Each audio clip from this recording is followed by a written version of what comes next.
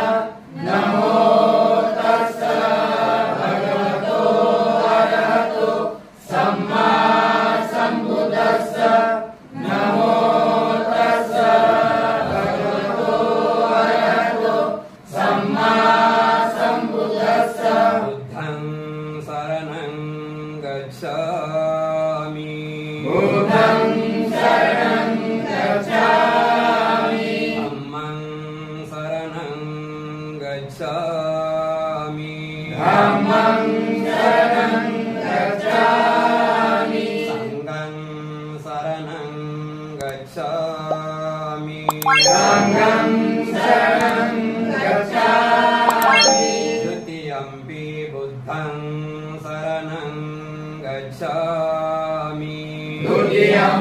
बुद्धं शरणं गच्छामि द्वितीयम्पि धम्मं शरणं गच्छामि द्वितीयम्पि धम्मं शरणं गच्छामि तृतीयम्पि संघं शरणं गच्छामि द्वितीयम्पि संघं शरणं गच्छामि तृतीयम्पि बुद्धं शरणं गच्छामि तृतीयम्पि बुद्धं शरणं गच्छामि तृतीयम्पि धम्मं शरणं गच्छामि तृतीयम्पि धम्मं शरणं गच्छामि तृतीयम्पि संघं शरणं गच्छामि तृतीयम्पि संघं शरणं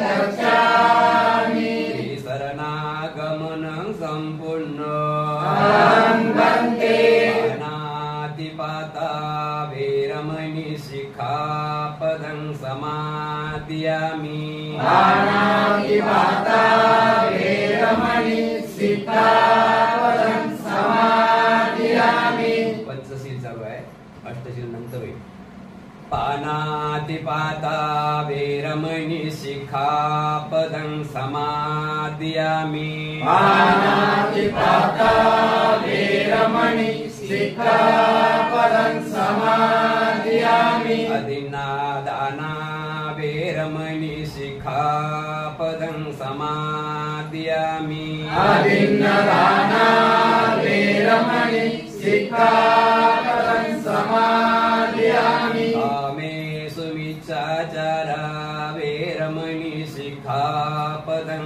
समादयामि कामे सुमिच्चाचारा वेरमणि शिखापदं अदिन्नादाना वेरमणि शिखापदं समादयामि अदिन्नदाना वेरमणि शिखापदं समादयामि अब्रह्मचर्या वेरमणि शिखापदं समादयामि ब्रह्मचर्या वेरमणि शिखापदं समादयामि मुसावादा वेरमणि शिखापदं समादयामि मुसावादा वेरमणि शिखापदं समादयामि सुरामेरयमजपमादठाना वेरमणि शिखापदं समादयामि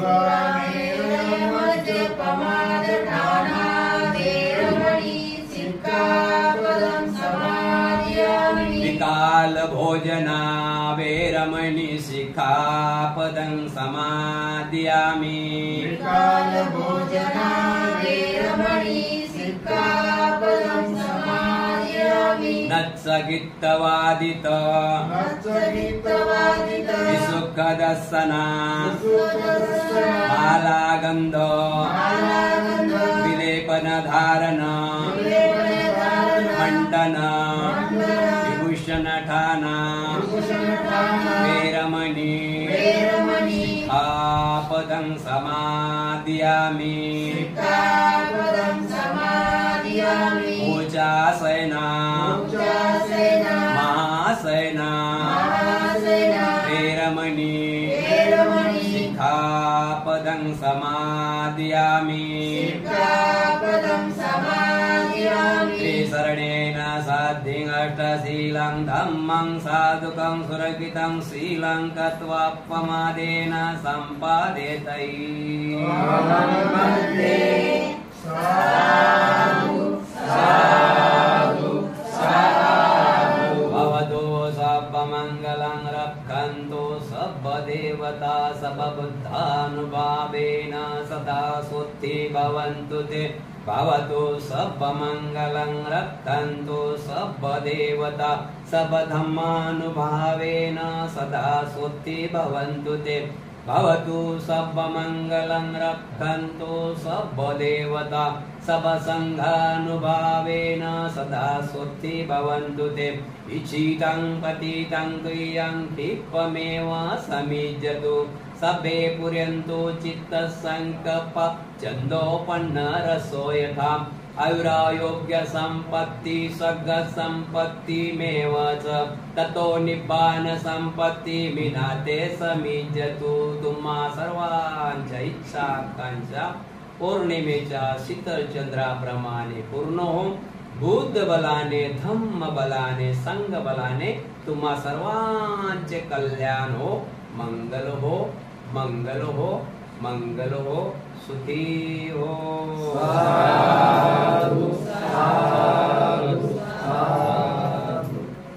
मिलिंद प्रश्न प्रकरण दुसरे लक्षण प्रश्न पुढे चालू वस्तूच्या अस्तित्वाची प्रक्रिया राजाने प्रश्न केला म्हणते जन्मास आलेली व्यक्ती आणि प्रौढावस्थेतील व्यक्ती ह्या दोन्ही व्यक्ती एकच असतात की बदलून मित्र मित्र बदलून भिन्न भिन्न असतात कृपा करून उदाहरण देऊन समजावून सांगा महाराज समजा जेव्हा आपण अगदी लहान बालक होतात निब्बळ मासाचा गुहा इतके अजान की केवळ खाटेवर उताने पडून राहत होता परंतु आता आपण मोठे झाला आहात चांगले प्रौढ तेव्हा आपण लहान असताना जी व्यक्ती होतात तीच व्यक्ती आता प्रौढावस्थेत आहात असे आपणास वाटते काय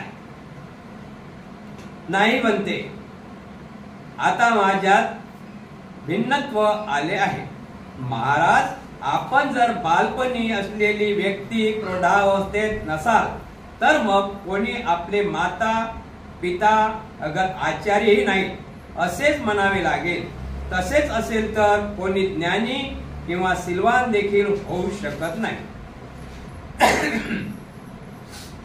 आपल्या भिन्न भिन्न अवस्थांमधील म्हणजेच बाल अवस्थेतील माता वेगळ्या आणि प्रौढातील माता वेगळ्या मानायच्या लागतील शिल्प करणारा दुसरा आणि शिल्प शिवून तयार झालेला दुसरा मानावा लागेल गुन्हा करणारा दुसरा व शिक्षा भोगणारा दुसरा असे समजावे लागेल तसे नाही बनते पण यावरून आपण काय सिद्ध करू इच्छिता स्थवीर म्हणाले महाराज मी बालपणी वेगळा आणि आद्यस्थितीतही वेगळा झालो आहे खरा परंतु ह्या सर्व अवस्था ह्या एकाच शरीरावर घडणाऱ्या असल्यामुळे एकाच व्यक्तीत समाविष्ट करण्यात आल्या आहेत बनते उदाहरण देऊन सांगा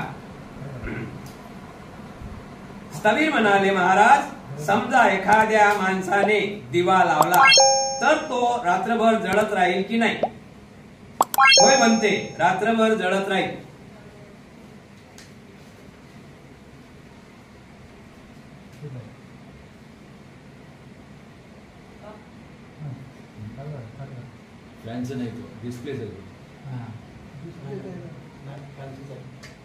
स्थवीर म्हणाले महाराज समजा एखाद्या माणसाने दिवा लावला तर तो रात्रभर जळत राहील की नाही होय बनते रात्रभर जळत राहील पण काय ते महाराज रात्रीच्या पहिल्या प्रहरी दिव्याची जी ज्योत होती तीच काय दुसऱ्या व तिसऱ्या प्रहरी राहील काय नाही बनते महाराज तर या पहिल्या प्रहरी असणारा दिवा दुसरा आणि तिसरा व तिसऱ्या प्रहरी असणारा दिवा दुसरा होता की काय नाही बनते तोच दिवा रात्रभर जळत राहील महाराज बरोबर त्याचप्रमाणे वस्तूच्या अस्तित्वाच्या प्रक्रियेत एक अस्तित्व उत्पन्न होते असतानाच पहिली अवस्था नष्ट होत असते व याप्रमाणे ही प्रतिक्रिया किंवा प्रवाह एकसारखा सुरू राहतो या एका प्रवाहाच्या दोन अवस्थेत एका क्षणाचाही अंतर पडत नाही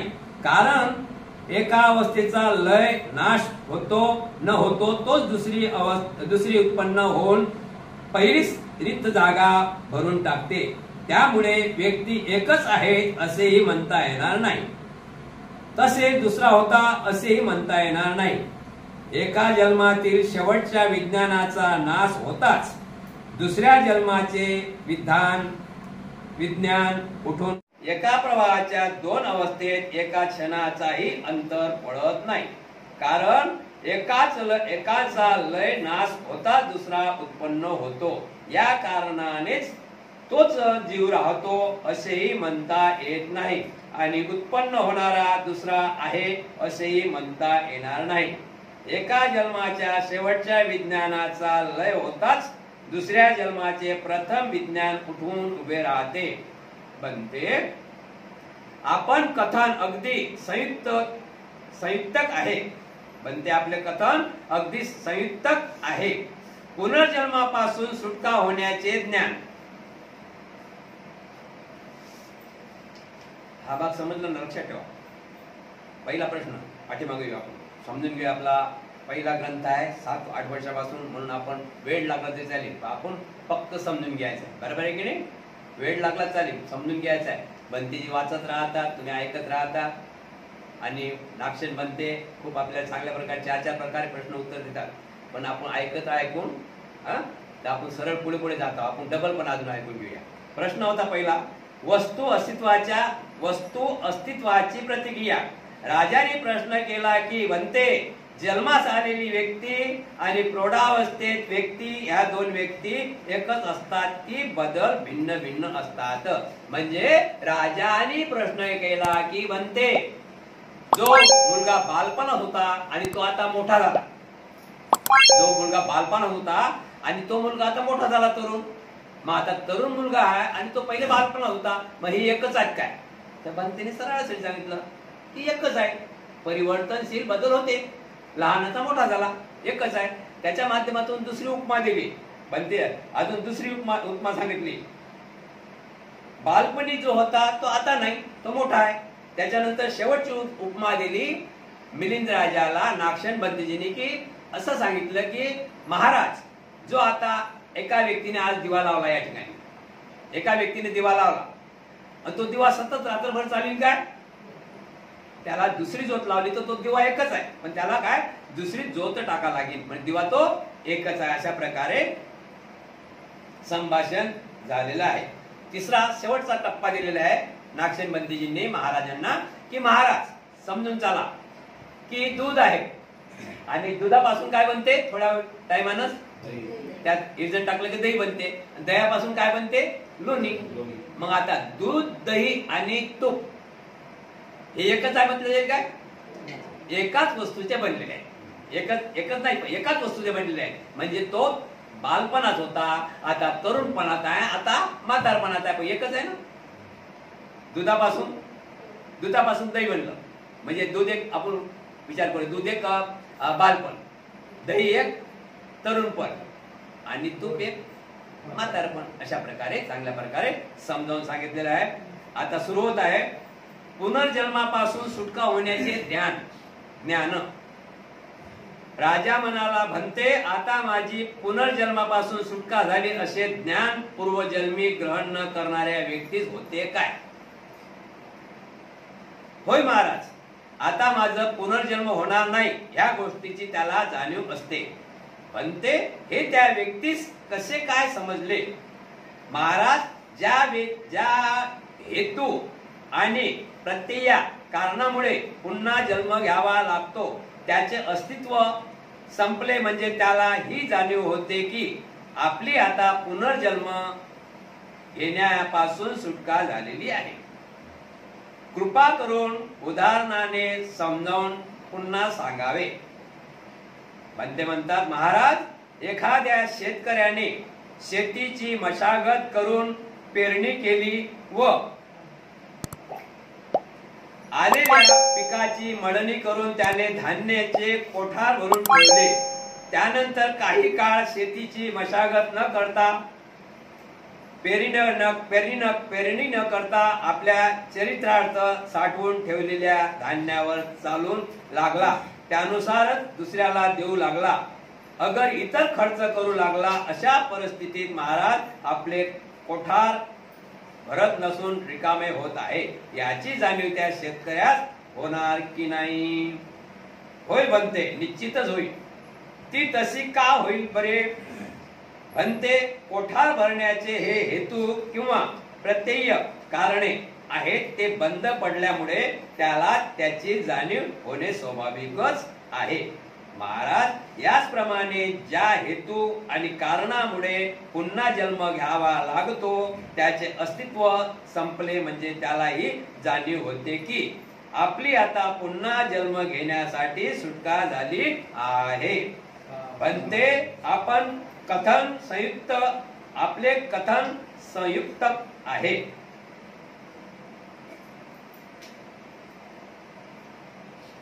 पुढे आहे ज्ञान व प्रदेचे स्वरूप. आपण अजून डबल समजून घेऊया. आपला विषय काय सध्याचा पुनर्जन्मापासून सुटका होण्याचे ज्ञान. पुनर्जन्मापासून सुटका होण्याचे ज्ञान हा प्रश्न आहे. या प्रश्नावर महाराजांनी नागसेन भंतेजींना विचारला की पुनर्जन्म पासून माझी सुटका होते काय आणि मला माहित आहे काय की या जन्मातून माझी पुनर्जन्मात सुटका होते किंवा पुनर्जन्म घेतो. हा आहे प्रश्न. तर राजाला नागसेन भंतेजींनी चांगल्या प्रकारे समजून सांगितलं की जसं शेतकरी शेती नांगरते वखडते चांगल्या प्रकारे त्याची किस्तकारी करते बी टाकते आणि त्याला माहित आहे की नाही आपलं धान्य भरपूर येते म्हणून.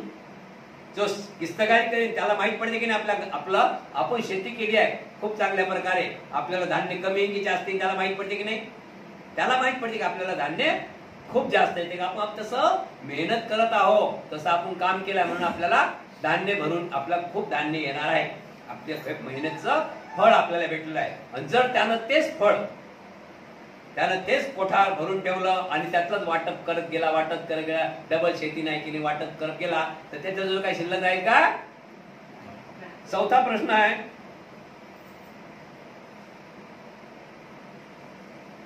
पुनर्जन्म घेण्याची सुटका. पुनर्जन्म कोणाचा होते आणि कोणाचा नाही होत. पुनर्जन्म का घ्यावा लागते की ज्यामध्ये कालचा विषय झाला ज्या व्यक्तीमध्ये तृष्णा भरलेली आहे मोह भरलेला आहे राग भरलेला आहे दोष भरलेला आहे त्याला निब्बाणाचा अर्थ समजत नाही. त्याला निब्बाण काय आहे हे माहित नाही. त्या माणसाला पुनर्जन्माची गती प्राप्त करावं लागते. पुढचा भाग आहे ज्ञान व प्रज्ञेचे स्वरूप आणि उद्देश. महाराज म्हणाला भंतेजी ज्ञान असतो तो प्रज्ञावान देखील असतो काय. भंतेजी ज्ञान असतो एका माणसाला ज्ञान असतो तर तो प्रज्ञावान असतो काय हा प्रश्न राजांनी केला. महाराज येथील 5 प्रकारच्या औषधांच्या वनस्पती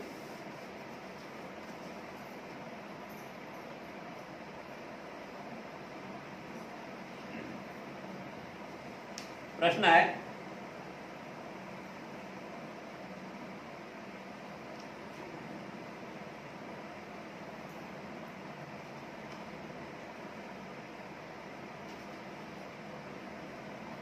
ज्ञान व प्रदेचे स्वरूप आणि उद्देश.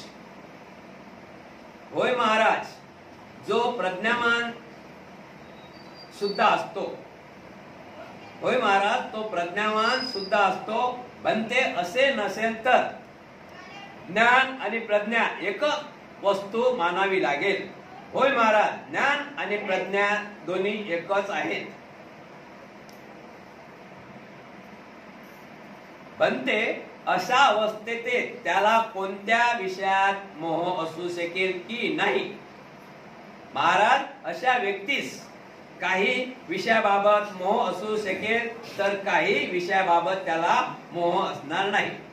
कोणत्या विषयाप्रती मोह असू शकेल आणि कोणत्या विषयाप्रती मोह असणार नाही. महाराज ज्या विषयाचे ज्ञान त्यास अवगत नाही जे देश त्यांनी पाहिलेले नाहीत तसेच त्या गोष्टी त्यांनी ऐकलेल्या नाहीत त्या बाबतीत त्यास मोह होईल आणि कोणत्या बाबतीचा त्यास मोह होणार नाही. महाराज ज्या विषयाबाबत हे अनित्य आहे हे दुःखद आहे आणि आत्मा म्हणून काही वस्तूच नाही असे आपल्याला प्रज्ञेच्या अंतर्दृष्टीने पाहिले आहे त्या विषयात त्याला मोह लागणार नाही. बनते या विषयातील त्याचा मोह कोठे जातो म्हणजे त्या मोहाचे काय होते. महाराज ज्ञान उत्पन्न होताच त्या विषयाबाबतचा मोह सर्वथा नाश पावतो. कृपा करून उदाहरण देऊन समजून सांगावे. महाराज एखाद्या अंधार कोठडीत दिवा लावला असता काय घडते. तेथील अंधार जाऊन कोठडीत सर्वत्र प्रकाश पसरतो. महाराज त्याचप्रमाणे ज्ञान उत्पन्न होताच मोहाचा नाश होतो. बनते आणि प्रज्ञेचे काय होते म्हणजे प्रज्ञा कोठे जाते. महाराज प्रज्ञा देखील आपले कार्य उकलून निघून जाते. कारण पुन्हा पुन्हा झालेलेच कार्य करण्याची आवश्यकता राहत नाही. परंतु त्यामुळे झालेले कार्य म्हणजे अनित्य दुःख आणि अनात्मतेचे ज्ञान तसेच राहते. यामुळे प्रज्ञा आता कायमची गेली असे मात्र समजू नये. तरी ती हुजऱ्याप्रमाणे दुसऱ्या हुकुमाची वाट पाहत राहते. हे स्पष्ट करण्यासाठी कृपा करून उदाहरण देऊन सांगितल्यास बरे होईल. महाराज एखादा श्रीमंताने आपल्या कारकुनास बोलावून रात्रीच्या वेळी दिवा लावून त्या प्रकाशात पत्र लिहायला सांगितले आणि पत्र लिहिल्यानंतर तो दिवा विझवून टाकला तर पत्रातील लिहिलेला मजकूर तसाच कायम राहील. या उदाहरणाप्रमाणे प्रज्ञेने आपले काम करून निघून गेल्यावर देखील त्यामुळे झालेले ज्ञान कायम राहते.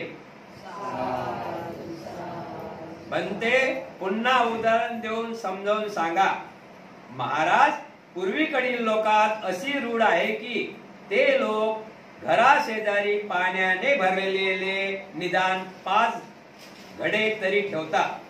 उद्देश हा की चुकून एखाद्या घरात आग लागली की चटकन विझवता यावी.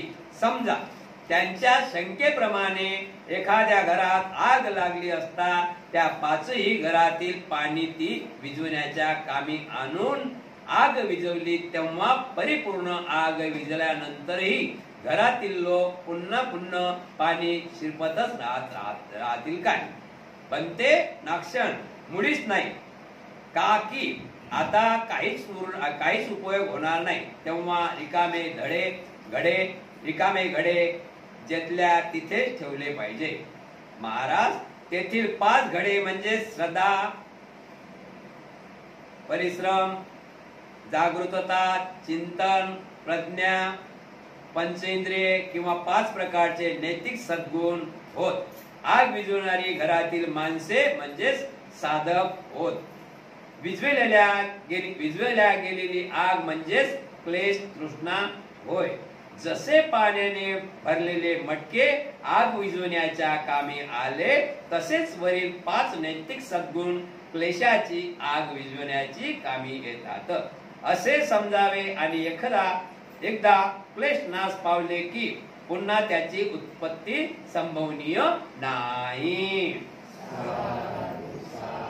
महाराज याप्रमाणेच प्रज्ञा आपले काम अटकून निघून जाते. परंतु ती मुळे घडलेले सर्व कायम राहते. बनते पुन्हाही उदाहरण देऊन समजून सांगावा. महाराज एखाद्या वेदान औषधाच्या उपयुक्त 5 प्रकारच्या वनस्पती आणून त्या बारीक कुटून त्यापासून काढा तयार केला आणि तो कोण्या एका आजारी माणसाला पाजून आजारमुक्त केले. आता तुम्ही सांगा की त्याचा आजार नाहीसा झाल्यानंतर देखील वैद्य त्याला औषधाचा काढा देत राहतील काय. नाही बनते. आता त्या औषधाचा काही उपयोग नाही. महाराज तेथील 5 प्रकारच्या औषधाची वनस्पती तसेच 5 इंद्रिय किंवा 5 नैतिक सद्गुण समजावे. वैद्याप्रमाणे साधकास समजावे. आजाराचा आजार तसे क्लेश व तृष्णा समजावे. जसे 5 प्रकारच्या वनस्पतीमुळे आजार मुक्त केले, तदच 5 नैतिक सद्गुणाने क्लेश नष्ट केले जातात. महाराज, याप्रमाणे प्रज्ञा आपले कार्य संपूर्ण निघून जाते, परंतु त्यापासून झालेले ज्ञान कायम राहते. पण ते पुन्हा एकदा उदाहरण देऊन सांगावे. महाराज, एखाद्या सैनिकाने लढाईत गेल्यानंतर आपल्या जवळ असलेल्या 5ही प्रकारच्या बाणापैकी काही बाण सोडून शत्रूला हरविले व पिटाळून लावले. आता शत्रू पडून गेल्यानंतर देखील तो बाण पुन्हा पुन्हा सोडत राहील काय? नाही बनते. शत्रू पडून गेल्यानंतर पण बाण सोडण्यात काय उपयोग आहे? महाराज, जसे 5 प्रकारचे बाण तसे तेथे 5 नैतिक सद्गुण समजावे. सैनिक तसा साधक योगी समजावा. जसे लढाईत शत्रू तसे येथे क्लेश समजावे. आणि ज्याप्रमाणे 5 प्रकारच्या बाणाचा मार एकूण शत्रूंना हरविले, तदच 5 इंद्रिय शरांनी क्लेश नाश केले जातात. महाराज, पडून गेलेला शत्रू पुन्हा परत येत नाही, तसे एकदा शमविलेले क्लेश पुन्हा उद्भवत नाहीत. महाराज, याप्रमाणे प्रज्ञा आपले कार्य आटोपून निघून गेल्यानंतर देखील तिच्यामुळे झालेले ज्ञान नष्ट होत नाही.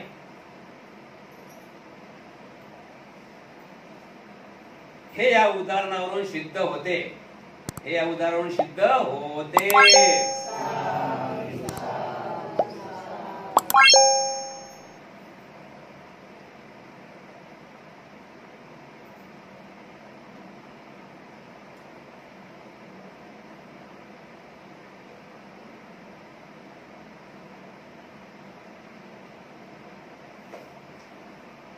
प्रज्ञा म्हणजे बुद्धी, समजलं ना? प्रज्ञा म्हणजे बुद्धी. बुद्धीने काम केलं तर एक बरेचसे उदाहरण दिले महाराजांनी, बंतेजींनी. महाराज, एखाद्या सैनिकाने लढाईत गेल्यानंतर त्याच्याजवळ 5 बाण आहेत आणि एक बाणातच जर ते सैनिक पळून गेले दुसरे समोरचे, तर हा काय बाण मारत राहील काय? नाही. मग तिथे काय कसं आम्हाला प्रज्ञेचं काम आलं. आता 4 बाण आहेत जवळ आहेत, आपल्याला मारायचं काय कामच नाही. म्हणजे प्रज्ञेच्या माध्यमातून एक बाण मारल्यानंतर जर ते सर्व निघून गेले तर 4 बाण मारायचे काय काम आहे काय? म्हणजे तिथं काय आली? प्रज्ञा जागृत झाली. झाली ना प्रज्ञा जागृत. प्रज्ञेला समजलं की आता बाण मारून काही उपयोग नाही. एक आजारी माणूस आहे, दवाखान्यात गेला. डॉक्टरांनी त्याला दवा गोळ्या लिक्विड लिहून दिलं आणि त्या लिक्विड दवा गोळ्यानं तो बरा झाला. बरा झाल्यानंतर तो दवाखान्यात जाते काय? किंवा डॉक्टर त्याला म्हणते का गाजून गोळ्या घ्या, अशा प्रकारे तिथं प्रज्ञा जागृत झाली. प्रज्ञा म्हणजे बुद्धी. ठीक आहे. आता विषय सुरू होत आहे. अनंताची सुखे व दुखे. राजा म्हणाला, भन्ते, पुनर्जन्मास न येणाऱ्या अर्थास सुखाचा किंवा दुःखाच्या वेदना होतात काय? भन्ते, पुनर्जन्मास येणाऱ्या अर्थ प्राप्त. बनते, पुनर्जन्म न घेणाऱ्या अर्थास सुखाचा किंवा दुःखाचा वेदना होतात काय? स्थवीर म्हणाले, महाराज, काही वेदना होतात तर काही वेदना होत नाहीत. कोणत्या वेदना होतात आणि कोणत्या वेदना होत नाहीत ते जरा सांगाल काय? महाराज, शारीरिक वेदना होतात परंतु मानसिक वेदना होत नाही. पण ते हे कसे काय घडते? शारीरिक वेदना होण्याची जी कारणे किंवा हेतू आहेत ती कायम असल्यामुळे शारीरिक वेदना होतात, परंतु चित्तात उत्पन्न होणाऱ्या वेदनाची कारणे किंवा हेतू नष्ट झाल्याने मानसिक सुख दुःखाच्या वेदना त्यास होत नाहीत. खुद भगवान बुद्धांनीच म्हटले आहे की अशी व्यक्ती फक्त एकाच प्रकारच्या वेदना भोगते, त्या म्हणजे शारीरिक मानसिक वेदना. त्यास भोगावे लागत नाही. बनते, अशी अर्थ अशी अर्थ व्यक्ती सुख दुःखाच्या वेदना भोगण्याकरिता का बरे थांबून राहतात? का बरे थांबून राहतो? आपले शरीर निर्जीव का करत नाही? महाराज, अशा जीवनमुक्त शरीराबद्दल खास आकर्षण किंवा तिरस्कारही वाटत नाही.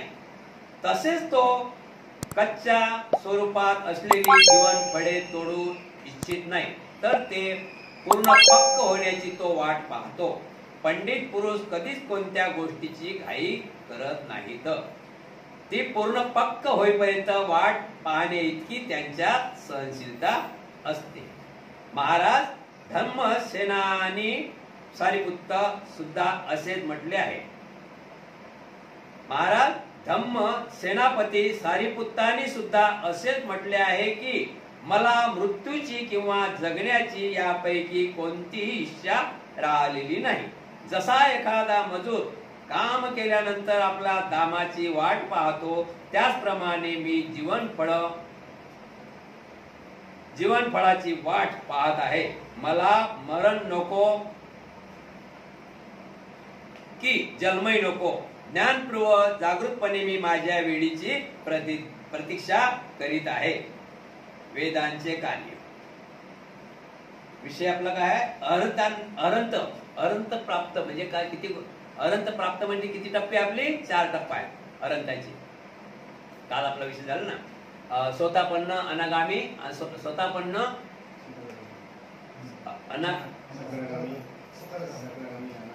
अनागामी, अर्थ. हे 4 पद आहे. अर्थ म्हणजे अर्थ प्राप्त कशाला होते? तुम्हाला उपासकाला अर्थ प्राप्त होत नाही.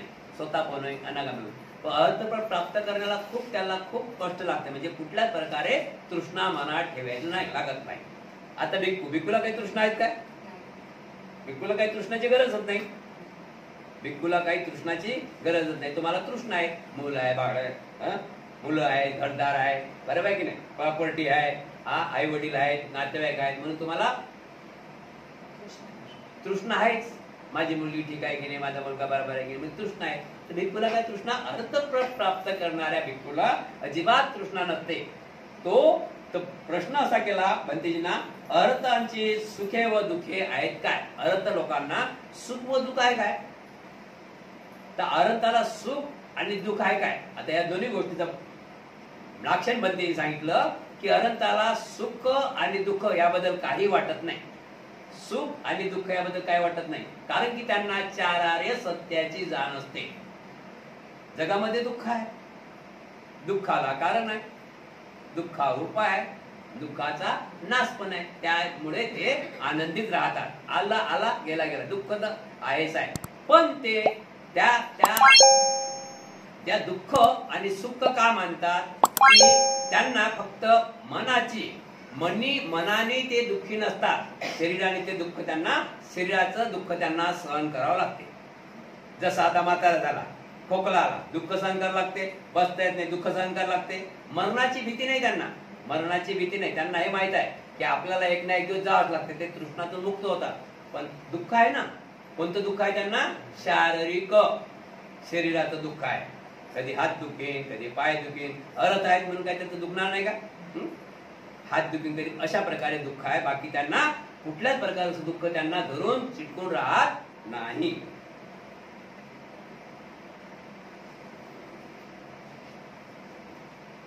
भगवान बुद्धांच्या काळामध्ये बुद्धांनी त्यांच्या धम्मामध्ये सांगितलेलं आहे, बुद्धांनी त्यांचा धम्मा आपण ऐकलेलाच आहे, तो पण विषय इथं आलेला आहे की भगवान बुद्धांच्या काळामध्ये सारिपुत्त भंते हे सरसेनानी होते आणि त्यांच्या मनामध्ये एक इच्छा प्रगट झाली की माझा आता परिनिर्वाण जवळ आलेला आहे, माझा आता परिनिर्वाण जवळ आलेला आहे. हे नागसेन सांगतात भंतेजी मिलिंद राजाला की माझा आता निर्वाण जवळ आलेला आहे. म्हणून ते मला बुद्धाकडे जाऊन मी त्यांना विनंती करत आहोत की मला आपण परवानगी द्यावा. आता आपण परवानगी द्यावा, आपण जरा खोकला झाला तर आपण या दवाखान्यातले त्या दवाखान्यात, त्या दवाखान्यातले त्या दवाखान्यात जातो आणि त्यांना समजून राहिलं की मला आता माझा शेवट जवळ आलेला आहे. आणि तेही त्यांना दिसून आलं, भंते सारिपुत्तांना हेही दिसून आलं की माझा देह कुठे टाकावा, म्हणजे माझा शेवटचा क्षण श्वास आहे तो कुठे सोडावा. तर गेले बुद्धाकडे. बुद्धाकडे गेल्यानंतर नमामी केलं आणि बुद्धाने सांगितलं की बुद्धो, मला आता माझा शेवटचा क्षण जवळ आलेला आहे आणि मला आता जाण्याची अनुज्ञा द्या. तर त्यावेळेस बुद्ध म्हणतात की सारीपुत्र, तुम्हाला शेवटचा क्षण कुठं त्यागाचा आहे, कुठं त्यागाचा आहे. तर त्यांनी सांगितलं की नालंदा विद्यापीठ आहे ना, ते त्यांचं गाव आहे. कोणी जाऊन आलं माहित पडली, नालंदा विद्यापीठ आहे, तिथं त्यांचं गाव आहे, तेच गाव आहे त्यांचं नालंदा. तर मला नालंदामध्ये ज्या ठिकाणी माझा जन्म झाला त्या घरात मला माझा अंतिम श्वास सोडायचा आहे. आता ते किती दुःख व्हायला पाहिजे बरं, पण नाही, ते आनंदात होते, ते खुशीत होते की माझा आता आखरी श्वास सोडण्यात आहे. पण दुःख त्यांना काय झालं, दुःख काय आहे की त्यांच्या शरीराला थोडं दुःख तर वाटलंच ना. बुद्धांना शेवटीसाठी दुःख वाटलं ना, अतिसार झाला होता. अशा प्रकारे अर्थ लोकांची गोष्ट असते की त्यांना दुःख महामुळीसह सहन करावं लागते. त्यांना दुःखाची पर्वा वाटत नाही आणि सुखाची पर्वा वाटत नाही. वेदाचे 4 कार्य, वेदनाचे 4 कार्य, वेदनाचे 4 कार्य. राजा म्हणाला, बनते कुशल पुण्यमय वेदना, अकुशल पापमय वेदना किंवा अवाकृत पाप नाही किंवा पुण्य नाही वेदना आहेत की काय. राजा म्हणते, बनतेजी, कुशल पुण्यकर्म वेदना, अकुशल पाप कर्म वेदना किंवा अव्याकृत पापही नाही किंवा पुण्य नाही वेदना आहेत की काय. होय महाराज, 3 प्रकारच्या वेदना अस्तित्वात आहेत. बनते, पण जी कुशल असते दुःखदायक नसते आणि जी दुःखदायक असते ती सुखद नसते. तेव्हा तर दुःखदायक असे सुखकर कोणतेही काम असणार नाही. महाराज, समजा कोणी एका माणसाने एका हातात लोखंडाचा लाल झालेला तप्त गोळा आणि दुसऱ्या हातात बर्फाचा एक तुकडा घेतला असेल तर त्या दोन्ही गोळ्यामुळे त्याला वेदना होतील की नाही. होय बनते, त्या दोन्ही गोळ्यामुळे वेदना होतील. नाही बनते, तर दोन्ही गोळे थंड आहेत की काय.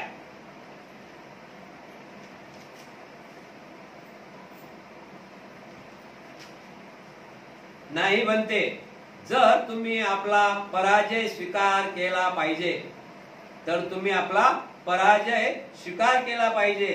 जर तप्त वस्तूच पीडा देणारे असेल तर दोन्ही वस्तू तप्त नसल्यामुळे त्यापासून पीडा व्हायला नको. आणि जर थंड वस्तूच पीडा देणारी असेल तर दोन्ही वस्तू थंड नाहीत, तेव्हा त्यामुळे देखील पीडा व्हायला नको. महाराज, दोन्ही वस्तू तप्त नाहीत किंवा दोन्ही वस्तू थंड नाहीत, अशा स्थितीत त्या दोन्ही वस्तूपासून पीडा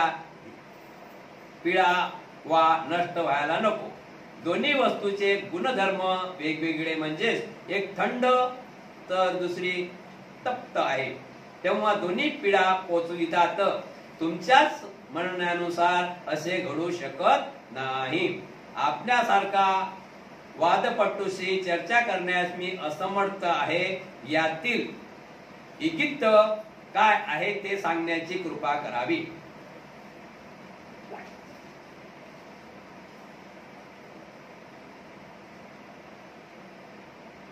महाराज, शारीरिक जीवनातील 6 सुखे, त्यागमय जीवनातील 6 सुखे, शारीरिक जीवनातील 6 सुखे असून त्यागमय जीवनातील 6 दुःखे आहेत. असे शारीरिक जीवनातील 6 उपेक्षा व त्यागमय जीवनातील 6 उपेक्षा आहेत. याप्रमाणे एकूण 36 होतात.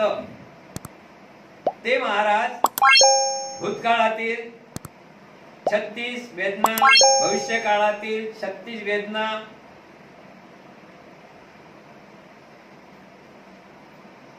आणि वर्तमान काळातील 36 वेदना, याप्रमाणे एकूण 108 वेदना अस्तित्वात आहेत. पण ते आपण फार छान सांगितलेले आहे. परिवर्तनाची व्यक्तिमत्व, सुरक्षित अस्तित्व. आपला विषय समजून घ्या. वेदनाचे कार्य. वेदना म्हणजे दुःख. हा विषय, पुढचा विषय आपण नंतर घेऊया. दुःख, वेदना म्हणजे दुःख. तर बनते जे महाराज म्हणतात, बनते कुशल पुण्यमय वेदना, अकुशल पापमय वेदना किंवा व्यकाकृत पाप नाही पुण्य नाही वेदना आहेत की काय. म्हणजे कुशलही वेदना आहे आणि अकुशलही वेदना आहे. आता कुशल वेदना बघा, आपण आपल्या पटकन समजासाठी, आपला जो पैसा आला तर कुशल वेदना आहेत ना, सरा चेहरा बदले होते ना. काही दुःख झाले तर चटकन वेदना बदलतात ना. म्हणजे कुशलही वेदना होतात आणि अकुशलही वेदना होतात, यात काही शंका नाही. आहे काय शंका? बघा ना, खूप आनंद होते म्हणजे कुशल वेदना आहेत, ते मन बेचिलित होते, कुशल वेदना आहेत. आणि अकुशल वेदना सुद्धा आहेत, दुःख झालं तरी वेदना आहेत. अशा प्रकारे चर्चा झालेली आहे. अजून पुढचा चर्चा केलेली आहे. महाराजांनी एक टाइम नाही, 2 टाइम नाही, 3 टाइम, 4, 4थ्या टाइमला विचारले की बनते हे वेदना का होतात, हे वेदना कशा आहेत, कुशल आणि अकुशल. तर त्यावेळेस महाराजांना नागसेन म्हणतात की महाराज, एक आपण उदाहरण घेऊया. एक व्यक्ती उभा करा आणि त्याचे 2 हात पुढे करा. एका हातावर तापलेलं लोखंड, एका हातात लाल जरद, आणि एका हातावर बर्फाचा तुकडा द्या. एका हातावर बर्फाचा तुकडा द्या, एका हातावर लाल लोखंड, तापलेलं लोखंड द्या. मग याला वेदना होती की नाही? मग कोणत्या वेदना होती? सुखदही होती आणि दुःखदही होती. होतात ना वेदना, म्हणजे वेदना आहेतच. बर्फाच्या वेदना होतातच ना, आणि लोखंडाच्या वेदना होतात. अशा प्रकारे महाराजांना उत्तर दिलेलं आहे. आता सुरू होत आहे परिवर्तनातील व्यक्ती महत्वाचे सुरक्षित अस्तित्व. परिवर्तनातील व्यक्ती महत्वाचे सुरक्षित अस्तित्व. राजा म्हणाला, बनते पुनर्जन्म कोणाचा होतो? स्थवीर म्हणाले, स्थवीर समजलं भाषा, स्थवीर म्हणजे नागसेन म्हणते, समज ना.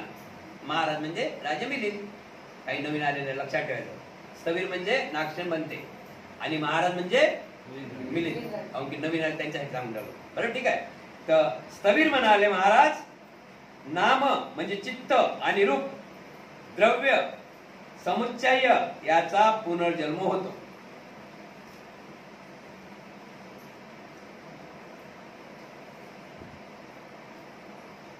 प्रश्न आहे, राजा म्हणाला, बनते पुनर्जन्म कोणाचा होतो?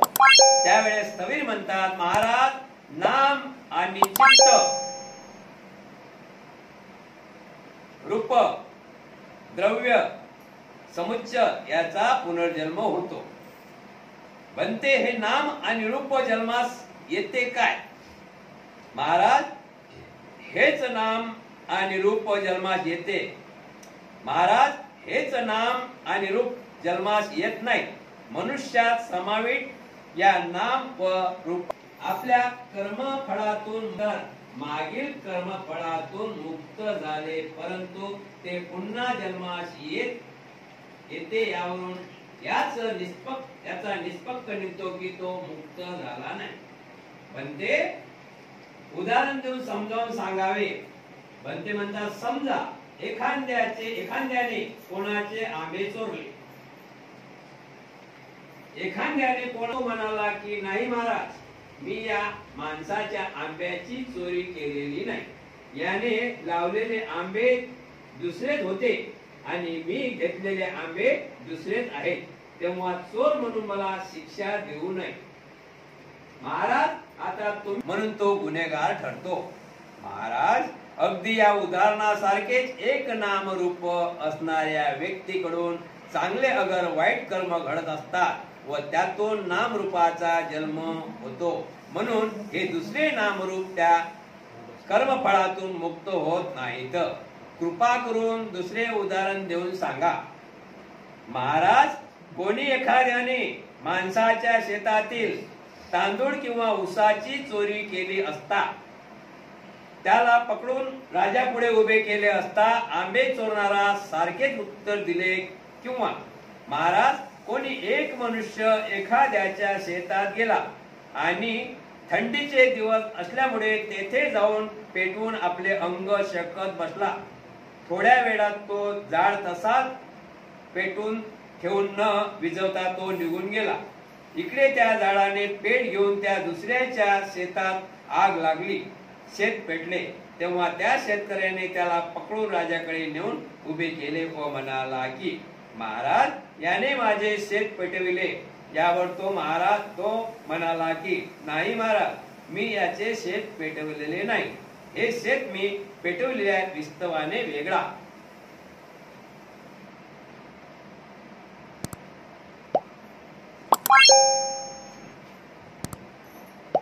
मी पेटवलेला विस्तो हा वेगळा होता आणि शेतात लागलेली आग वेगळी आहे. तेव्हा मला गुन्हेगार ठरवून शिक्षा देऊ नये.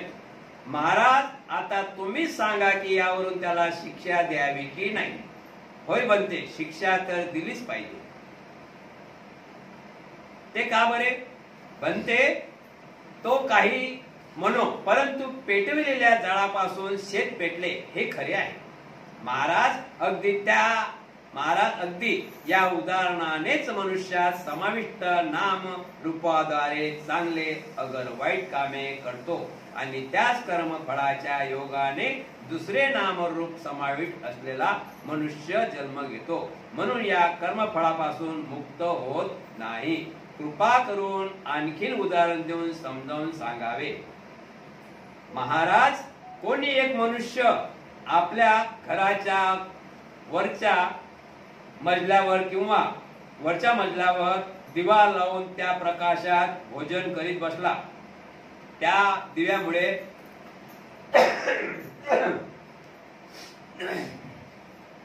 महाराज, कोणी एक मनुष्य आपल्या घराच्या वरच्या मजल्यावर दिवा लावून त्या प्रकाशात भोजन करीत बसला. त्या दिव्यामुळे शेजाऱ्याच्या गवतास आग लागून शेवटी घर पेटले. नंतर गावात आग लागली. आता गावकऱ्यांनीही त्या मनुष्यावर गाव पेटवल्याबद्दल आरोपी म्हणून आपल्याकडे आणले. तर आपण त्याला कशा प्रकारे निर्णय द्याल? यात आरोपीचे म्हणणे असे आहे की मी दिवा पेटविला होता, गाव नव्हे. हे प्रकरण जर तुमच्या न्यायालयात आणले तर तुम्ही कोणत्या बाजूनी न्याय द्याल? महाराज म्हणतात, बनते, गावच्या बाजूनी. ते का बरे? बनते, तो काहीही म्हणो, परंतु त्यांनी पेटविलेल्या दिव्यामुळेच गाव बेचिराख झाला हे खरे म्हणून दोष त्यांच्याकडेच येतो. महाराज, याचप्रमाणे जर मृत्यू बराबर एक नामरूप लय नष्ट पावतो असले तरी त्याचे वृत्ती करणारे यामधूनच दुसरा नामरूपाचा पुनर्जन्म होतो. म्हणूनच पहिल्या नामरूपाच्या वाईट कर्मामुळे दुसरा नामरूपाची मुक्तता होते. तरी पण दुसऱ्या उपमेने माझी समजूत घालावी. महाराज, कोण्या एका तरुणाने एका अल्पवयीन मुलीशी लग्न झाले. कोण्या एका तरुणाचे एका अल्पवयीन मुलीशी लग्न झाले. त्याने याबद्दल तिच्या बापास काही रुपयेही दिले आणि तो कोठेतरी दूर निघून गेला. 4-6 वर्ष अशीच निघून गेले. या अवधीत ती मुलगी वाढून अगदी तरुण झाली. तिचे अंग बरेच बदलले होते. तेव्हा दुसऱ्या कोणी मनुष्याने तिचा बापास काही रुपये हुंडे देऊन तिच्याशी लग्न लावले व तिला घेऊन गेला होता. ही बातमी तिच्या पहिल्या पतीने समजावली व ती त्यांच्याकडे जाऊन त्याला म्हणाली की तू माझ्या पत्नीस का म्हणून पडविलेस. यावर तो म्हणाला की मी तुझ्या पत्नीला मुळीच पडवले नाही. तू तिच्यासाठी रुपये देऊन लग्न केलेस. ती मी एक लहान अल्पवयीन मुलगी होती व मी तिच्याशी लग्न केले. ती एक उपवर तरुणी स्त्री आहे. यावर दोघांचे भांडण होऊन निर्णयाने आपल्याकडे आले असता आपण कोणाच्या बाजूने निर्णय द्याल? बनते, पहिल्या मनुष्याचेच बाजूने. ते का बरे? बनते, तो दुसरा मनुष्य काही सांगत असला तरी तीच अल्पवयीन लहान मुलगी वाढून आता उपवर तरुणी झाली आहे. महाराज, याचप्रमाणे जर मृत्यू बरोबर एक नाम रूप लय पावत असेल तरी जन्मा बरोबर त्यातूनच दुसरे नाम रूप जन्मास येते, म्हणून दुसरे नाम रूप पहिल्या कर्मापासून मुक्त होत नाहीत. पण ते अजून उदाहरण देऊन समजावून सांगा. महाराज, कोणा एका मनुष्याने गवळ्याकडून घडाभर दूध घेतले आणि तेथेच सुरक्षित ठेवून उद्याला परत येताना घेऊन जाईन असे बोलून निघून गेला. इकडे त्या दुधाचे रात्रभर दही बनले. दुसऱ्या दिवशी परत आल्यावर त्याने गवळ्याला दुधाने भरलेला आपला घडा मागितला. गवळ्याने त्याचे मटके आणून दिले, परंतु मटक्यातील दही पाहून तो म्हणाला, मला दही नाही तर दुधाचा घडा दे.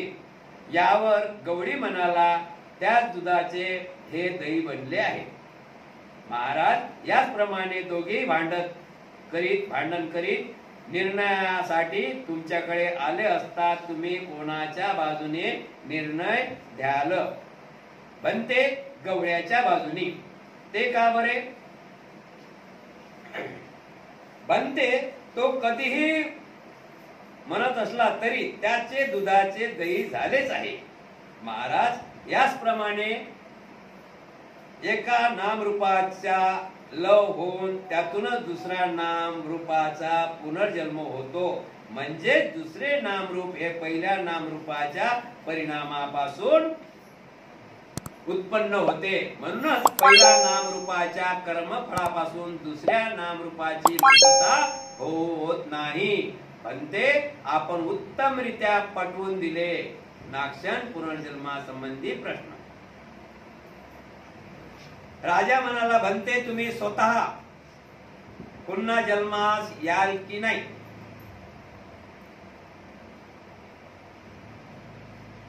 महाराज, पुरे करा.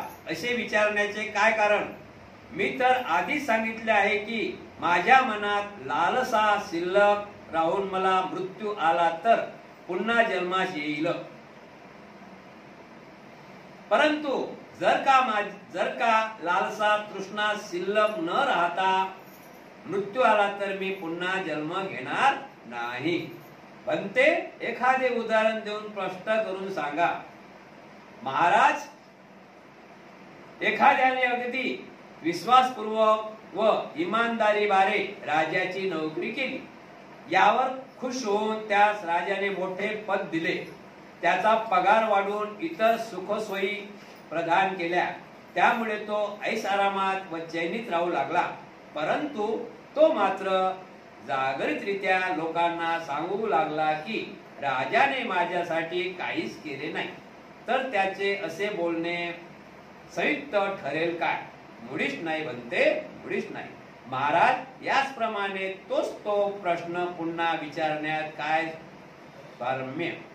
याबाबत मी आधीच सांगितले ना की माझ्या मनात लालसा शिल्लक असताना मृत्यू आला तर जन्मास येईल आणि मनातील लालसा सर्वस्व नष्ट होऊन मृत्यू आला तर पुन्हा जन्मास येणार नाही. पण ते फार छान, फार छान. नाम आणि रूप, नाम आणि रूप व त्याचा संबंध. नाम आणि रूप व त्यांचा संबंध. राजा म्हणाला, बनते आपण आताच नाम रूप संबंधी बोलत होता तेव्हा नाम म्हणजे काय, रूप म्हणजे काय? महाराज, जेवढ्या स्थूल म्हणजे सहज दिसणाऱ्या वस्तू आहेत त्या सर्व रूप असून ते सूक्ष्म मानसिक धर्म आहेत. सर्व नाम आहेत. बनते पण निर्बळ नामाचाच किंवा निर्बळ रूपाचाच पुनर्जन्म का होत नाही? महाराज, नाम आणि रूप एक दुसऱ्याची निगडत आहेत. ते एक दुसऱ्याच्या शिवाय राहू शकत नाही. दोन्ही परस्पराची आश्रयाने एकत्रच राहतात. बनते कृपा करून उदाहरण देऊन समजावून सांगावे. महाराज, कोंबडीच्या पोटात अंडे नसले तर पिल्लू नाही, हेच सिद्ध होते. कारण अंडे व पिल्लू दोन्ही परस्परात आश्रित आहेत. दोन्ही एकत्र राहणे आणि तसेच जर नाम नसेल तर रूप असू शकणार नाही. नाम व रूप याचे असे अभिभाजक स्वरूप अनंत कालापासून चालत आलेले आहे. पण ते आपण कथन अगदी बराबर आहे. पण ते आपले कथन अगदी बराबर आहे. काळा संबंधाने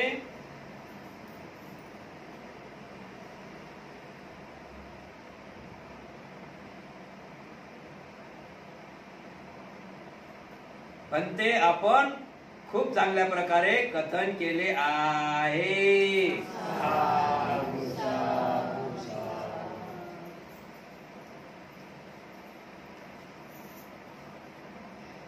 नाम आणि रूप त्याची शेवटच्या क्षणी चांगल्या प्रकारे कवीरांनी उत्तर दिलं राजाला. जसं कोंबडीच्या अंड्याबद्दल, अंडा आहे म्हणून कोंबडी आहे, कोंबडी आहे म्हणून अंडा आहे. म्हणजे नाम आणि रूप हे सोबत जोडी आहे. नाम आणि रूपाशिवाय माणूस जगू म्हणजे नाम आणि रूप हे एकत्र आहेत, ते अलग होऊ शकत नाही. म्हणजे ते दोन्ही सोबत राहतात. अशा प्रकारे छान प्रकारे विषय झालेला आहे. उद्याचा विषय आहे काळा संबंधाने. उद्याचा विषय आपण चालू करत आहोत काळ्या संबंधाने आणि प्रकरण 3 ताबडतोब लागणार आहे. आता वेळ झालेला आहे म्हणून आपण स्टॉप करत आहोत. सर्वांचे कल्याण, सर्वांचे मंगल, सुखी हो, सुखी.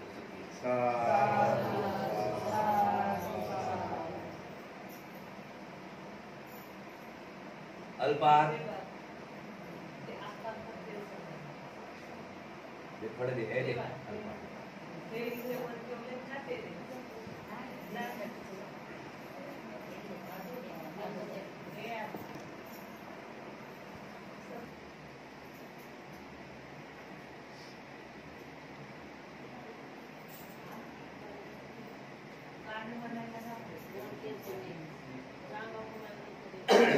जीवन घेतलं त्यावेळेस तुम्हाला वाटे की यांना गाणे म्हणून दिलं नाही तुम्हाला हे जीवन देणार नाही. लक्षात ठेवा.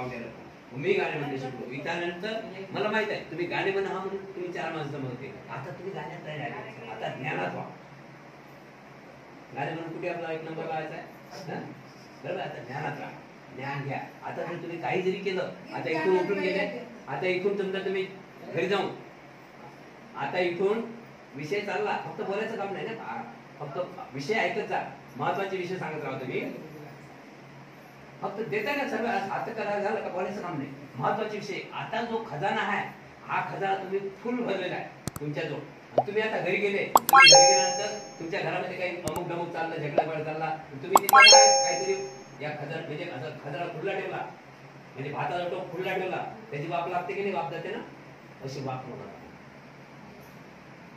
अशी वाप गमावू नका. अजिबात गाणे गेले काय अजिबात म्हणायचे नाही. हे विहार गाण्यासाठी नाही. बरोबर आहे की नाही? आता बघा ना, गाणे म्हटलं म्हणजे तुमचे विचित्र मन झाले. म्हणून मनात साठा ठेवा, पक्के शिराचं काम करा. आपण ज्यावेळी लहान होतो त्यावेळी गाणे म्हटले, आम्ही इथे आलो तुम्हाला माहित होतं ना, गाणे नाही म्हटले हे काय बरं नाही म्हणून मी पण तुमच्या अगोदर म्हणतो. आता तुम्ही आता समजला झाले, बघितलं ना, आता परिवर्तन झालं ना. घंटेजी आजचा मुलगी लहान होती, अल्पवयीन. लक्षात ठेवा विषय. मुलगी अल्पवयीन होती, लहान होती, तिचा संबंध लागला होता. ते उपर म्हणजे वयात आली. बदल झाला ना, झाला ना बदल. तर अशा प्रकारे आपण पण बदल होत राहायचा. परिवर्तन झालं पाहिजे. सकाळ, दुपार, संध्याकाळ, बालपण, तरुणपण, म्हातारपण, हे सगळ्यात आपण बदल झाला पाहिजे. चला अल्पा